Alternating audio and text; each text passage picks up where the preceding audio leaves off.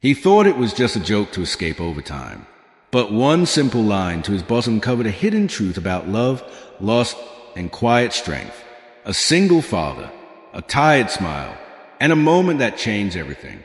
Stay till the end, because this story proves that honesty, when spoken from the heart, can rewrite an entire life. Before we dive into this incredible story, don't forget to subscribe and hit the bell icon so you never miss our powerful, life-changing content. Do you want to stay tonight? His boss asked. A single dad's joke changed everything. I never planned to be the kind of man who counted minutes instead of dreams. But when you are a single father, time becomes your most expensive currency. That evening, the office lights felt harsher than usual, and my phone buzzed with a reminder that my son's school gate would close in 40 minutes. I was packing my bag when my boss looked up from her desk and asked, almost casually, "Do you want to stay tonight?" For a second, my heart dropped. Overtime usually meant praise, promotion, and security.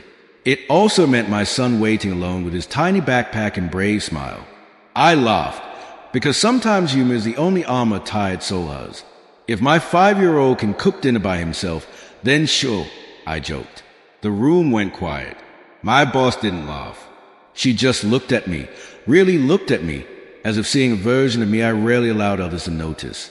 I felt exposed, like my exhaustion had finally spoken out loud. "I didn't know," she said softly. "Most people don't. I thought they see the employee, not the man running on 4 hours of sleep, reheating yesterday's rice, and whispering bedtime stories with heavy eyelids." I explained, slowly, honestly, without drama. My wife had passed away 3 years earlier. Every morning since then, I braided school routines with grief and hope. Every night, I promised my son that tomorrow will be a little easier. My boss leaned back, silent for a long moment. Then she smiled, not the professional kind, but the human one. "Go," she said. "Go be the hero tonight." I rushed out, guilt and relief tangling inside my chest. That night, my son ran into my arms like I was the greatest miracle on earth. We ate simple food and laughed at silly jokes. Before sleep, he asked, "Papa, do you work too hard?" I kissed his forehead and said, "I work because I love you." The next morning, something unexpected happened. My boss called me into her office. I braced myself for consequences. Instead, she handed me a revised schedule, flexible hours, remote days, and a promotion based not on time spent, but results delivered. She said, "Your joke last night wasn't funny, but it was honest. And honesty builds strong people." I walked out with shaking hands and a full heart. I realized then that kindness often waits for truth to knock first. Hard work matters. Sacrifice matters. But so does being seen. That night, as I tucked my son into bed, I felt lighter than I had in years. Not because life was suddenly easy, but because it was finally understood. Moral: never underestimate the power of honesty wrapped in humility.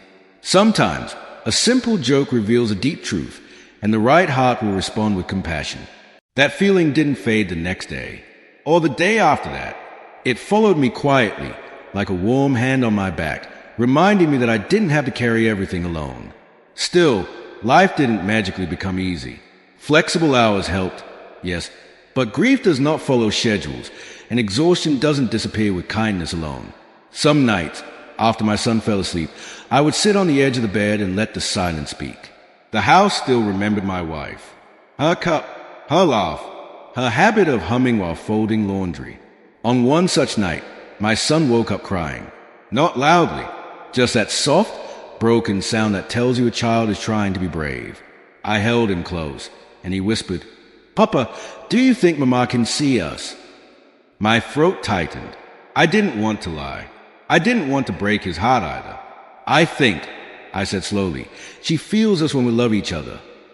He nodded, satisfied, as if love itself was proof enough. The next weeks tested me in new ways. Deadlines piled up. Bills arrived like uninvited guests. One evening, I almost missed a presentation because my son had a fever. I joined the meeting late, apologetic, expecting disappointment. Instead, my boss simply said, "Take your time. We'll wait." That moment stayed with me, not because of professional courtesy, but because of trust. For the first time in years, I felt trusted as a whole human being, not just a worker. At home, my son started drawing pictures of our small family. It was always just the two of us, holding hands, smiling, under a very big sun. Why is the sun so big? I asked him once. So it can keep us warm even when Mama isn't here, he replied. Children understand things adults struggle to explain. One Friday evening, I brought him to the office for a short while. He sat quietly with crayons while I wrapped up work. My co-workers smiled. Some offered snacks. Some just watched us with gentle eyes.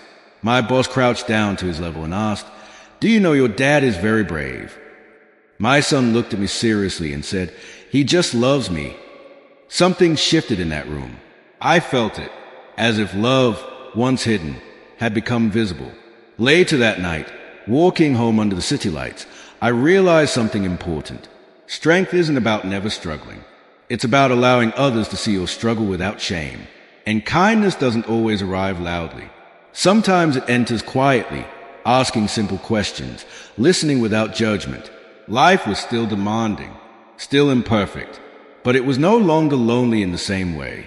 And I sensed deep inside that this chapter wasn't finished yet. Not for me, not for my son, because when truth meets compassion, stories don't end. They begin to grow. That growth showed itself in small, almost invisible ways.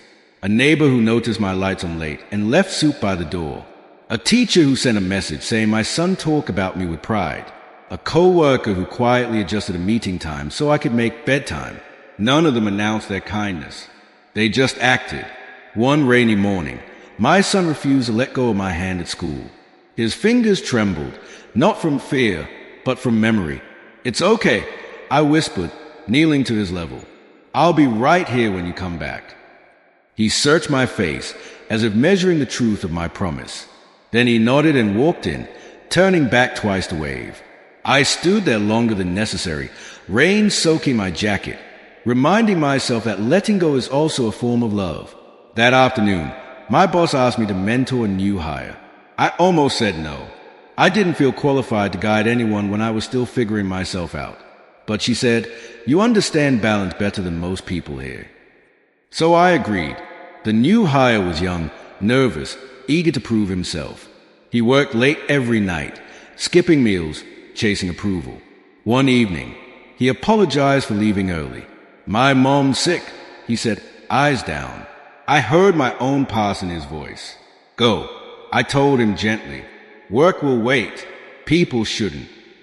He looked at me the way I once looked at my boss. Surprised, relieved, seen. At home, my son began asking bigger questions. "Papa, why do some people help and some don't?" I thought carefully before answering. "Because some people learn pain early," I said, and decided not to pass it on. He considered this, then smiled. "I want to be like that," he said. That night, I cried quietly in the kitchen, not from sadness, from gratitude, from the realization that even broken journeys can teach beautiful lessons. Weeks passed, then months. Life continued to stretch me, but it also softened me. I stopped apologizing for being human. I stopped hiding the fact that love takes work. And somewhere along the way, without noticing the exact moment, I stopped feeling like I was merely surviving. I was building something. Slowly, carefully, with tired hands and a hopeful heart. And I knew, deep inside, that the story still had more to reveal. In time, I came to understand something gentle and true. Life doesn't grow easier because struggles disappear. It grows brighter when kindness finds a way in. I stopped hiding my tiredness. I stopped apologizing for my pain. And I stopped being ashamed of how deeply I loved. My son didn't grow up watching a perfect father. He grew up watching an honest one. A man who worked hard, felt deeply, fell sometimes, and still chose compassion. One evening, as I tucked him into bed, he whispered, "Papa, if you can do it, I know I can too." In that moment, everything made sense.